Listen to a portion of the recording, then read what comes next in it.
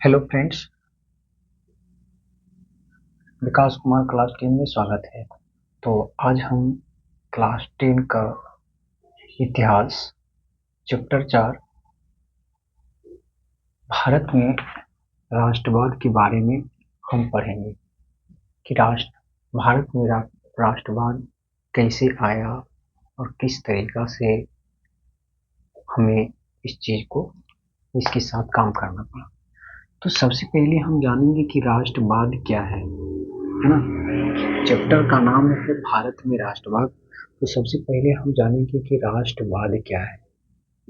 ठीक है, राष्ट्रवाद क्या है। तो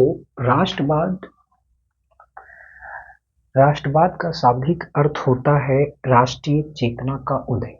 क्या होता है इसका? यदि राष्ट्रवाद का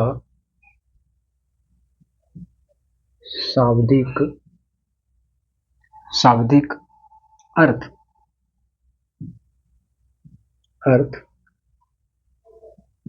होता है, तो शाब्दिक अर्थ होता है राष्ट्रीय चेतना का उदय होता है। राष्ट्रीय चेतना का उदय। ठीक है, तो बाबू आपसे पूछा जाए कि राष्ट्रवाद क्या है, तो राष्ट्रवाद का शाब्दिक अर्थ यदि पूछा जाए तो राष्ट्रीय चेतना का उदय होता है। क्या होता है? राष्ट्रीय चेतना का उदय होता है। कहता है ऐसी राष्ट्रीय चेतना का उदय जिसमें, यदि कहता राष्ट्रीय चेतना का उदय है तो इसके अंतर्गत आता क्या क्या चीज है? तो इसके अंतर्गत आता है राजनीतिक। क्या आता है? राजनीतिक राजनीतिक आता है। इतना ही नहीं, ये जो हमने लिखे राष्ट्रीय चेतना का उदय, यानी जो उदय होता है तो इसके अंदर क्या आया? राजनीतिक आया। आर्थिक, क्या आया? आर्थिक। उसकी बाद सामाजिक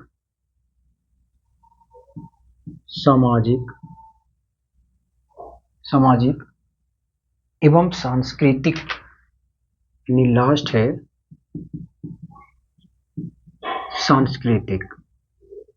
ठीक है, सांस्कृतिक एकीकरण का आभास हो। क्या हो? आभास। तो फिर से समझिएगा कि राष्ट्रवाद का शाब्दिक अर्थ क्या होता है, तो राष्ट्रीय चेतना का उदय। इसके जो उदय हुआ इसके अंतर्गत क्या आया? तो राजनीतिक आया, आर्थिक आया, सामाजिक आया और एक सांस्कृतिक आया। और इन्हीं सबों का हमें जो है राष्ट्रीय चेतना का उदय में आभास हुआ। कहता है कि 19वीं शताब्दी के पूर्वार्ध तक भारत छोटे छोटे राज्यों में विभक्त था। यानी जिस वक्त 19वीं शताब्दी चल रही थी, 19वीं शताब्दी चल रही थी, उस वक्त जो है पूर्वार्ध तक भारत की अभी वर्तमान में बात किया जाए तो भारत में 28 राज्य है। कितना है? 28 राज्य। और उसकी बाद ये जो राज्य वर्तमान की बात है, लेकिन पहले के अनुसार हम पढ़ेंगे तो इसमें कहता है ना कि भारत की जो राज्य है बहुत छोटे छोटे में विभक्त हुआ था। यानी छोटे छोटे राज्यों में क्या हुआ था? विभक्त का मतलब हुआ कि अलग अलग। क्या था? अलग अलग था, है ना, अलग अलग था। उस समय भारत को एकता के सूत्र में बांधने वाले तत्वों का अभाव था। यानी उस वक्त, जिस वक्त हमारा भारत का 28 जो राज्य हैं, अभी 28 राज्य हैं लेकिन पहले तो नहीं था 28 राज्य, तो उस वक्त जो है छोटे छोटे जो राज्य था उसको एक साथ बांधने, यानी एक साथ बांध कर रखने का उसके पास कोई भी तत्व नहीं था जो कि उस राज्य को हम बांध कर रख सकते हैं। कहता सामान्य न्याय व्यवस्था का अभाव था। यानी जो समान न्याय व्यवस्था था उसका क्या था? अभाव था, यानी कमी था। कहता राष्ट्रीय एकता में कमी का अर्थ है उस अनुभूति का अभाव जो भारत में रहने वाले, यानी राष्ट्रीय एकता जो होता है ना उसमें कमी का अर्थ, यानी राष्ट्रीय बताया कि राष्ट्रीय एकता में कमी है, तो इसका अर्थ क्या है? यदि कमी है तो इसका अर्थ क्या है? मान लिया जाए कि कोई सब्जी हम खा रहे हैं, तो सब्जी जो है स्वादिष्ट लगता है, खाने में स्वादिष्ट लग रहा है, इसका मतलब है कि सब्जी में अच्छी अच्छी मसालाएं मिलाए गए हैं, तब तो हमें अच्छा लग रहा है ना उसका स्वादिष्ट खाने में। ठीक उसी प्रकार हमें समझना है कि राष्ट्रीय एकता में जो कमी है उसका अर्थ था कि उस अनुभूति का अभाव जो भारत में रहने वाले सभी लोग, यानी भारत में जो भी लोग रह रहे थे, यानी सभी लोग, एक नहीं, सभी लोग जो रह रहे थे, तो उसमें रहने वाले सभी लोगों को समान लक्ष्य, अभी तो कोई भी इंसान हो या पढ़ रहे हैं तो उसका हर इंसान का लक्ष्य होता है स्टूडेंट का कि हमें डॉक्टर बनना है, इंजीनियर बनना है, यूपीएससी का टॉपर बनना है, और इसके अलावे बहुत सारी चीजें हैं जो कि एक लक्ष्य होता है। तो उस समय लक्ष्य एवं सम्मान सरोकार से जुड़े। ठीक है, तो फिर से आता है कि 19वीं शताब्दी के उत्तरार्ध में कई ऐसे तत्व उभरे, उत्तरार्ध मतलब उत्तर में उभरे, जिससे ये कमी दूर होती गई और एवं भारत एक संपूर्ण संगठित राज्य का स्वरूप ग्रहण करने लगा। यानी धीरे धीरे जैसे जैसे लोगों के पास जागरूकता आया, समझ आया, धीरे धीरे जो है ना एकजुट होना स्टार्ट हो जाता है ना। कहता यही राष्ट्रवाद है, यही एवं इसी राष्ट्रवाद की अभिव्यक्ति स्वतंत्रता संग्राम है। यानी लास्ट में जब सारी चीजें हम पढ़ लेते हैं कि राष्ट्रीय चेतना का उदय में क्या पढ़े, तो राजनीतिक पढ़े, आर्थिक पढ़े, सामाजिक पढ़े, सांस्कृतिक पढ़े, और 19वीं शताब्दी में जो है भारत के अंदर जो भी थे इनके पास कोई एकजुट करने का कोई तत्व नहीं था, जिसके कारण जो है भारत के अनेक राज्य जो है ये बिछड़े हुए थे, अलग अलग हुए थे। तो कुछ समय के बाद जो है उसको धीरे धीरे लोगों के पास जब जागरूकता आया, समझ आया, तो सबको एक साथ मिलाकर बनाया गया। कहता है यही राष्ट्रवाद है, कहता है कि यही क्या है? राष्ट्रवाद है ना।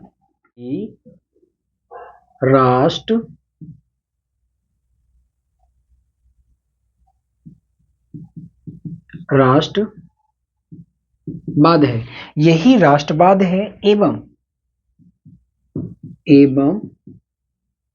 इसी इसी राष्ट्रवाद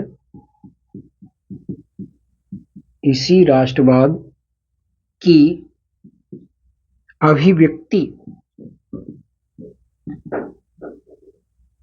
अभिव्यक्ति स्वतंत्रता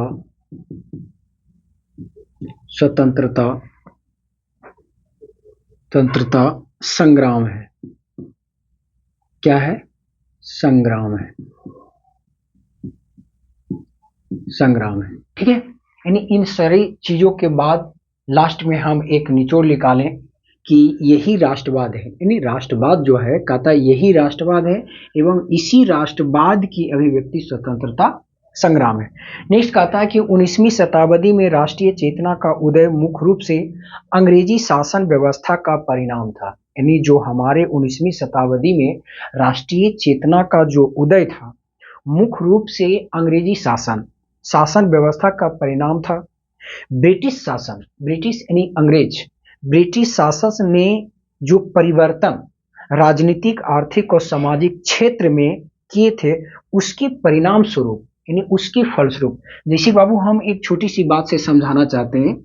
मान लिया जाए कि हमें एक सब्जी तैयार करना है, तो उसके लिए हमें आलू लेना पड़ता है और उसके अलावे प्याज हो और मसाले जो भी हैं वो सारी चीजें मिला करके हमने एक सब्जी का निर्माण करते हैं।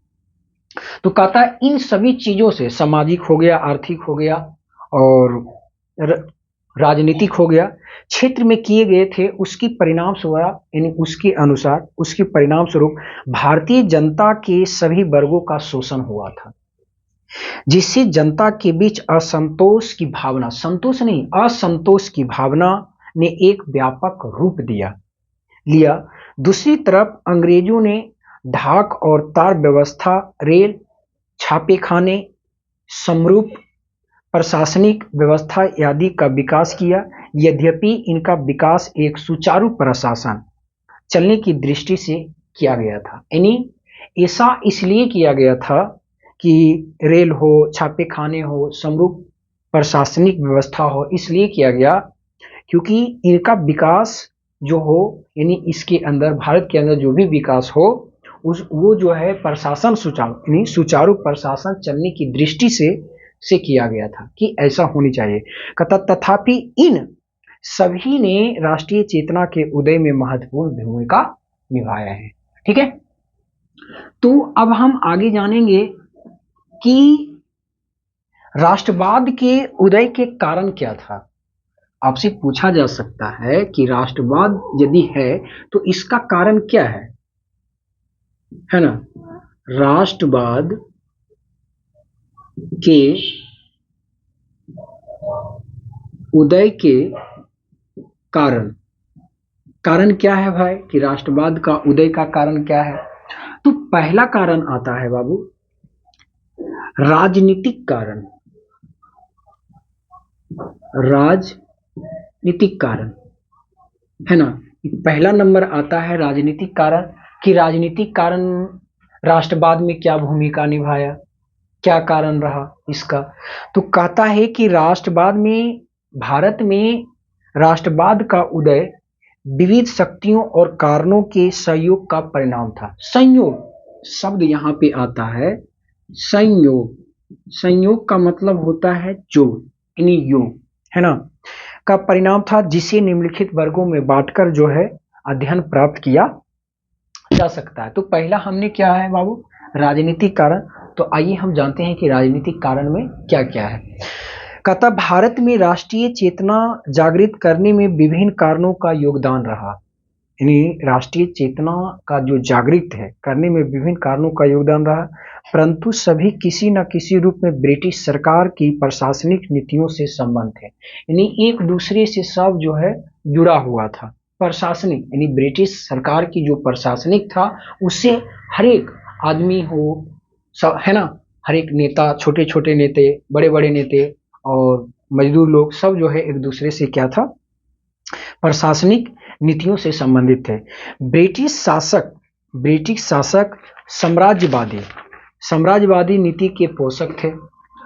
आगे कहता है कि सन 1858, ये आपके लिए मोस्ट इंपॉर्टेंट क्वेश्चन बन सकता है ऑब्जेक्टिव के लिए, कि 1858 ईस्वी में महारानी विक्टोरिया के उद्घोषणा के साथ ही सभी देश राज्य ब्रिटिश साम्राज्य के अधीन आ गए।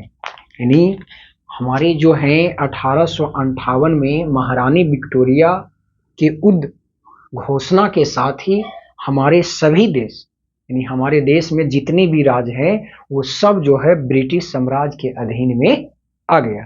कहता है इस घटना ने कुछ हद तक भारत को एक राष्ट्रीय स्वरूप प्रदान कर दिया। जब ये बात आया ना, तो भारत के अंदर जो है हद तक एक राष्ट्रीय स्वरूप का प्रदान किया। उसके बाद भारत में राष्ट्रीयता की लहर आ गई। धीरे धीरे बोले ना कि जैसे जैसे लोगों के पास जागरूकता आया वैसे वैसे बढ़ते चले गए। कहता है राष्ट्रीयता की लहर आ गई, जिसको कुचलने के लिए सरकार ने कई दमन चक्र चलाए। जब लोगों के पास जागरूकता आ जाएगा तो क्या आप उसको कुचल सकते हैं? नहीं कुचल सकते हैं। तो वही कहता है कि जिसको कुचलने के लिए सरकार ने कई दमन चक्र लगाया, है ना, क्या लगाए, कई दमन चक्र लगाए, लेकिन फिर भी संभव ना हुआ। सन 1878 में, सन 1878 ईस्वी में, सन 1878 ईस्वी में, जो कि तत्कालीन यानी तत्काल में वायसराय यानी लॉर्ड लीटन है ना, लॉर्ड लीटन, ये जो है एक प्रेस एक्ट पारित किया, जिसका नाम था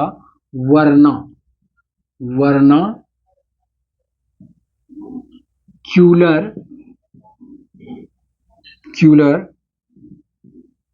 प्रेस एक्ट है ना। तो आपसे पूछा जा सकता है कि वर्नाक्यूलर प्रेस एक्ट कब पारित किया गया? तो 1878 ईस्वी में। और किसके द्वारा किया गया? तो लॉर्ड लीटन के द्वारा। किसके द्वारा? लॉर्ड लीटन के द्वारा। फिर से हम बताना चाहेंगे कि लॉर्ड लीटन जो है किसका एक्ट पारित किया? कौन सा पारित किया? तो वर्नाक्यूलर प्रेस एक्ट और 1878 ईस्वी में। उसकी बाद कहता प्रेस पर कठोर प्रतिबंध लगा दिया गया, यानी ये जो वर्नाक्यूलर प्रेस एक्ट था इस पर जो है कठोर प्रतिबंध लगा दिया। तथा सन 1879 में एक आता है आर्म्स एक्ट। क्या आता है? Arms act. वो जो है के द्वारा भारतीयों के लिए अस्त्र शस्त्र रखना और गैर कानूनी घोषित कर दिया गया। यानी इसके 1879 ईस्वी में आर्म्स एक्ट के द्वारा जो है भारत के यानी भारतीयों के लिए अस्त्र शस्त्र रखना, यानी जो भी भारतीय अस्त्र शस्त्र रख रहा था उसके लिए गैर कानूनी घोषित कर दिया गया। तब लास्ट उसकी बाद जो है 1883 ईस्वी में जो है इल्बर्ट बिल पारित किया गया। क्या पारित किया गया? इल्बर्ट बिल पारित किया गया, है ना, 1883 ईस्वी में। आपसे पूछा जा सकता है कि इल्बर्ट बिल कब पारित किया गया? तो 1883 ईस्वी में। 1883 ईस्वी में का पारित होने में भी राष्ट्रवाद को बल दिया। जब ये इल्बर्ट बिल जो है 1883 ईस्वी में पारित किया गया तो राष्ट्रवाद को कुछ जो है बल मिला। क्या मिला? बल मिला, है ना।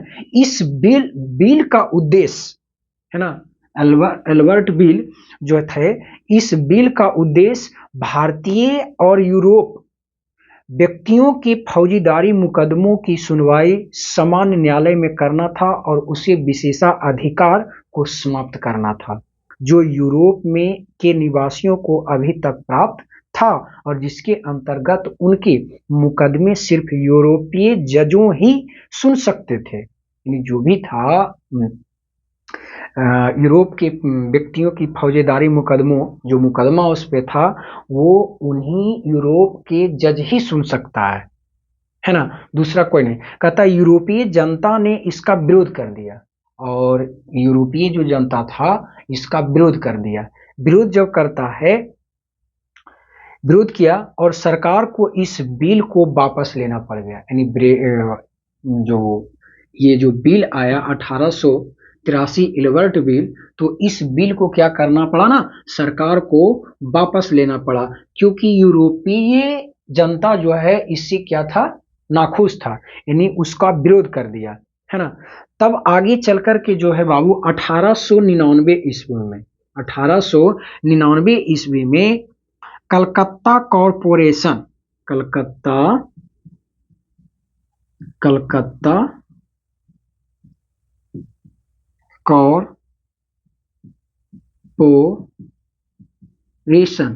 है ना, कॉरपोरेशन, और ये जो है आपका लॉर्ड कर्जन के द्वारा किया गया। लॉर्ड कर्जन के द्वारा किया गया। किसके द्वारा किया गया? लॉर्ड कर्जन के द्वारा किया गया, जो कि बंगाल का विभाजन जो होता है 1905 ईस्वी में, 1905 ईस्वी में, और इन्हीं का हाथ है, लॉर्ड कर्जन का ही, है ना, कर्जन ही। और आज जो है जो भी भारत के साथ हुआ दुष्परिणाम देखने को लिए मिलता है तो ये लॉर्ड कर्जन का हाथ है। किसका है? Lord Curzon. यानी लॉर्ड कर्जन जो है 1905 ईस्वी में बंगाल को क्या कर दिया था? विभाजित कर दिया था। ठीक है, हम पढ़ेंगे इसमें। कहता है कि 1905 ईस्वी में जब लॉर्ड कर्जन के द्वारा बंगाल को विभाजित किया गया तो किस आधार पे किया गया था? तो सबसे पहला आधार था सांप्रदायिकता के आधार पर यह तर्क देते हुए कह दिया कि इससे प्रशासनिक सुविधा होगी। यानी सांप्रदायिकता के आधार पर उसको बांट दिया और उसकी बाद कहता है कि ये जो है प्रशासनिक सुविधा होगा, जब इससे अनुसार बांट दिया जाए तो प्रशासनिक सुविधा हो जाएगा। इससे भारतीयों में काफी रोष पैदा हो गया। यानी बंगाल विभाजन होने के बाद जो है भारतीय, यहाँ की जो भारतीय आदमी थे उसके अंदर जो है रोष पैदा हो गया। रोष पैदा हुआ और राष्ट्रवादी भावना बलवती हुई। आगे चलकर 1911 ईस्वी में जब आगे कुछ समय बीता तो 1911 ईस्वी में ब्रिटिश सरकार को इसे रद्द करना पड़ा। यानी ये जो 1905 ईस्वी में बंगाल का विभाजन किया, तो इससे भारतीय लोग जो है नाखुश होकर हम पूरा व्याकुल हो गया और इसका विरोध कर दिया। और एक ऐसा दिन आया, यानी 1911 को ब्रिटिश सरकार जो है इसको रद्द करना पड़ा। कहता सन 1907 ईस्वी में देशद्रोही सभा अधिनियम सभाओं पर रोक लगाने के लिए तथा 1910 में इंडियन प्रेस एक्ट है ना, 1910 ईस्वी में, ठीक है, इंडियन प्रेस एक्ट है ना, इंडियन प्रेस एक्ट। ये जो है ना, ये सारी जो बातें हम छोटी छोटी लिख रहे हैं, ये आपको ऑब्जेक्टिव में बहुत ही काम आएंगे। और ऑब्जेक्टिव में पूछा भी जाता है कि इंडियन प्रेस एक्ट कब पारित किया गया, तो 1910 ईस्वी में। कब हुआ? 1910 ईस्वी में। और उत्तेजित लेख छापने वाले को दंडित करने के लिए पारित किया गया था। आपसे ये भी पूछ सकता है कि 1910 ईस्वी में इंडियन प्रेस एक्ट क्यों पारित किया गया, इसका क्या कारण था? तो इसका कारण यही था कि उत्तेजित लेख छापने वाले को दंडित करने के लिए पारित किया गया, यानी उसको दंड दिया जाए, है ना। नेक्स्ट है कि लॉर्ड डलहौजी है, पूरा नाम इसमें नहीं लिखा हुआ है लेकिन डलहौजी लिखा है। लॉर्ड डलहौजी होता है कि संरचनात्मक योजनाओं के अंतर्गत, यानी लॉर्ड डलहौजी के अनुसार, यानी उनके योजना के अनुसार जो है भारत में क्या है, भारत में है ना, भारत में, यानी कहने का मतलब है बाबू कि लॉर्ड डलहौजी